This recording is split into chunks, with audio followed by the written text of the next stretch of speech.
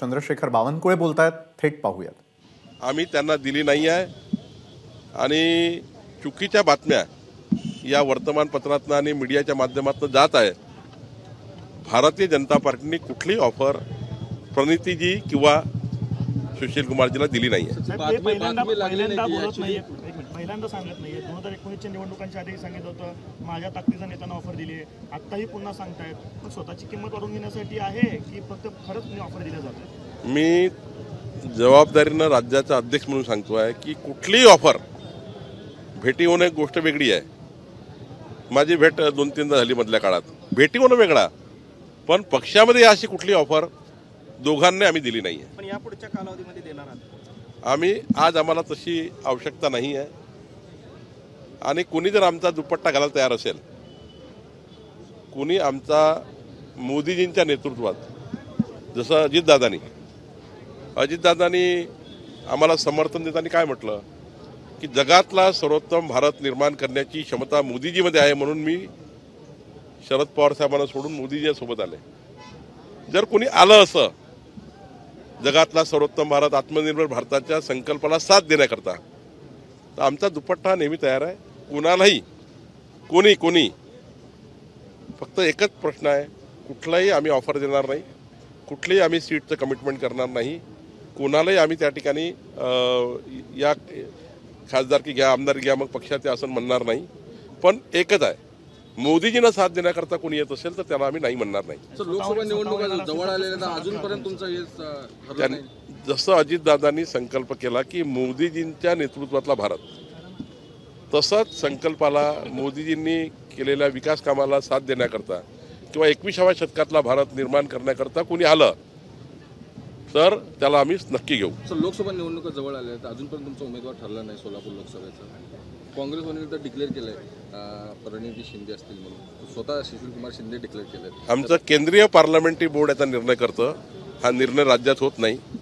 केंद्रीय parliamentary board लवकरच निर्णय करेल आणि असा उमेदवार आपल्याला मिळेल की या सोलापूरच्या लोकसभेतल्या सर्व समस्या या मोदीजीच्या सरकारकडनं सोडवण्याचा प्रयत्न करेल, असा उमेदवार नक्की आपल्याला लवकर मिळेल। भाजप ह्यांना खासदार सिद्धेश्वर महाराज यांना मिळणार नाही का? नाही, ते तर सिद्धेश्वर महाराज असो की अजून कुणी असो, ज्यांना सीट द्यायची आहे ती कुणाचा अधिकार नाही, तो पार्लमेंटरी बोर्डाचा अधिकार आहे, केंद्रीय पार्लमेंटरी बोर्डाचा।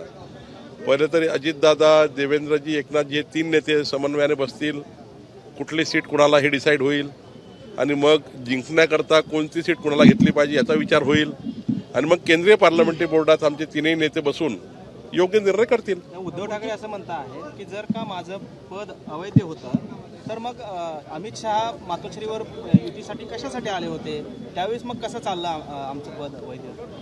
अरे बाबा, तो काळ कसा होता? तो काळ युतीचा काळ होता। तो काळ युतीमध्ये तुम्ही आमच्यासोबत होते, तुम्ही सुद्धा 50 सभेत बोलले होते, माझ्याकडे रेकॉर्डिंग आहे। म्हणजे संजय राऊत साहेब तसेच बोलले होते की जगातला सर्वोत्तम भारत, पाक व्याप्त काश्मीर जर इकडे आणायचं असेल तर मोदीजी पाहिजे, राम मंदिराचं निर्माण करायचं तर मोदीजी पाहिजे। उद्धव ठाकरेंनी कमीत कमी 12 सभामध्ये 2019 मध्ये देवेंद्रजी राज्याचे नेते पुन्हा मुख्यमंत्री होतील अशी घोषणा केली होती। त्यांचे आमदार खासदार निवडून आल्यावर त्यांनी आमच्याशी युती तोडली किंवा आमच्याशी बेईमानी केली, तेव्हाच्या काळामध्ये ते आमचे मित्र होते,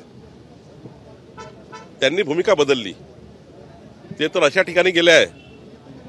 काँग्रेसमध्ये अशी परिस्थिती त्यांची आहे की आता ज्या काँग्रेस पार्टीने प्रभू रामचंद्राचा काल्पनिक म्हटलाय, ज्या काँग्रेस पार्टीने ॲफिडेव्हिट दिलाय कोर्टामध्ये की राम सेतू काल्पनिक आहे, उदयनिधी स्टॅलिन म्हणतो आहे की सनातन धर्म संपवून टाकू, अशा युतीमध्ये उद्धव ठाकरे आहे।